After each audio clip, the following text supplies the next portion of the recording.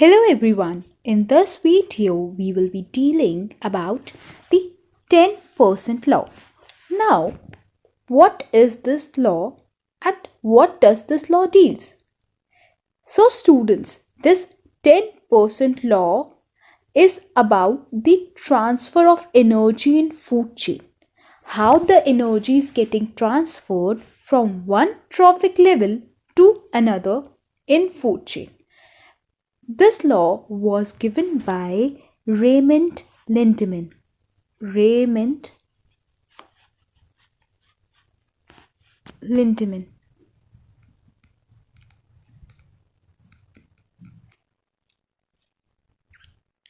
So what does this law tells us? This law basically deals with the unidirectional flow of energy. Unidirectional flow of energy का मतलब है एक बार जो energy एक से दूसरे में ट्रांसफर हो गई वो कहीं और नहीं जा सकती. It can not be reversed back.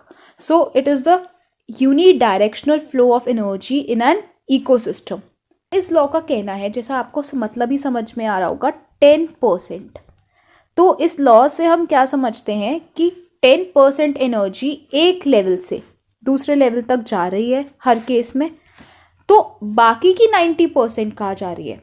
बाकी की 90% हर एक ऑर्गेनिज्म अपने काम के लिए, अपनी डेली लाइफ एक्टिविटीज़ के लिए, अपने लाइफ प्रोसेसेस के लिए यूज़ कर रहा है.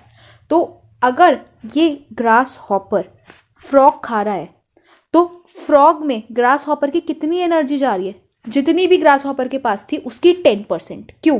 बाकी 90% जो ग्रास हॉपर के पास थी, जो उसको ग्रास खाने से मिली थी, वो उसने क्या कर दिया? उसने उसे यूज़ कर लिया अपनी डेली लाइफ प्रोसेसेस को कंटिन्यू करने के लिए. So now we'll suppose in this food chain grasshopper is having energy of 5 kilo joule. 5 kilo joule की एनर्जी किसके पास है? ग्रास हॉपर के पास. अब कितनी एनर्जी फ्रॉग के पास गई ग्रास हॉपर की, इसे हम समझेंगे. देखिए, ग्रास हॉपर के पास, जैसे मैंने आपको कहा, 5 किलो जूल है, जिसे हम 5000 जूल्स भी कह सकते हैं. अब जब ग्रास हॉपर के पास 5000 जूल एनर्जी है, कितनी एनर्जी जा रही होगी फ्रॉग में? 10%. क्योंकि हम 10% लॉ पढ़ रहे हैं. क्योंकि बाकी लिंडमैन का कहना था 90% एनर्जी उसने यूज़ कर ली है. किस लिए यूज़ कर लिया? अपने बेसिक लाइफ प्रोसेसेस में. तो अगर मैं 10% ऑफ 5000 निकालूं तो कितनी एनर्जी जा रही है फ्रॉग के पास? फ्रॉग के पास जा रही है 500 जूल्स ऑफ एनर्जी. तो अगर आपसे एग्जाम में पूछा जाता है कि फ्रॉग के पास कितनी एनर्जी आई, so the frog got 500 joules of energy. अब आगे, क्योंकि फूड चेन कंटिन्यूड है, फ्रॉग के पास अगर पूछा जाता है स्नेक के पास कितनी आई, तो 10% फ्रॉग के पास कितनी थी? 500. अब 10% फ्रॉग का ही तो आगे जाएगा, क्योंकि अब फ्रॉग ने भी अपना बाकी 90% यूज़ कर लिया अपनी अलग अलग लाइफ एक्टिविटीज़ को कंटिन्यू के लिए, लाइफ प्रोसेसेस को कंटिन्यू करने के लिए.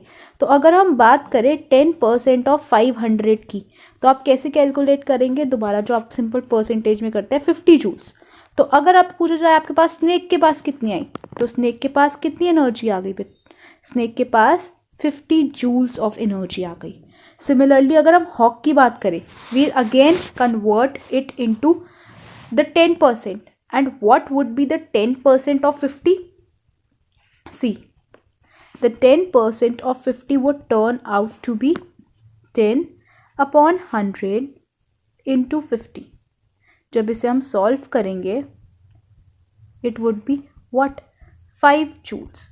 तो कितनी एनर्जी हॉक के पास गई? हॉक के पास गई 5 जूल्स. स्नेक के पास कितनी आई? 50 जूल्स. तो हम इससे अब हम क्या समझ रहे हैं कि जितना हम आगे जा रहे हैं, जितना हायर ट्रॉफिक लेवल में जा रहे हैं, उतनी कम एनर्जी उसे मिल रही है. बिकॉज उससे पहले वाला जो पार्टिसिपेंट है फूड चेन का, वो अपनी 90% ऑफ एनर्जी जो उसे प्रीवियस ट्रॉफिक लेवल से मिली थी, उसने एनवायरमेंट में लूज कर दी बाय एनी मीन्स. ओनली 10% ही उसने आगे अपनी नेक्स्ट ट्रॉफिक लेवल को दी. अब हम इस लॉ को पढ़ते हैं. What does this law states? Raymond Lindemann gave 10% law which is about the energy transfer in different trophic levels of food chain. अब what does this law says? अगर आपको एग्जाम में स्टेट करने को आता है स्टेट 10% लॉ, तो देखिए आप क्या लिखेंगे.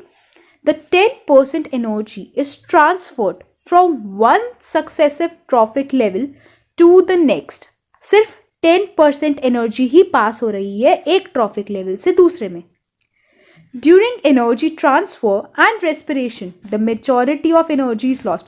मतलब कहने का क्या है कि 90% जो एनर्जी है वो लूज हो गई है. किन कामों के लिए? एनर्जी ट्रांसफर और रेस्पिरेशन, जो बेसिक लाइफ प्रोसेसेस हैं उनके लिए.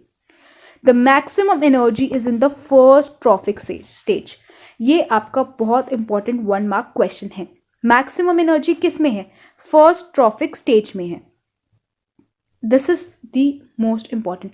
So if you are asked in exam what is 10% law, then you need to write from where I have marked the square bracket.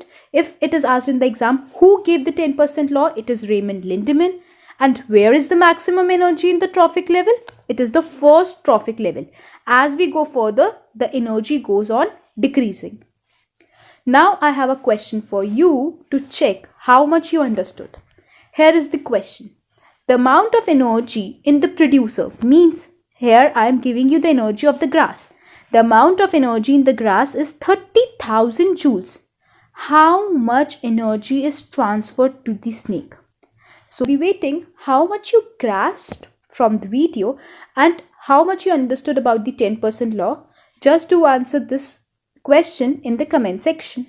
Thank you.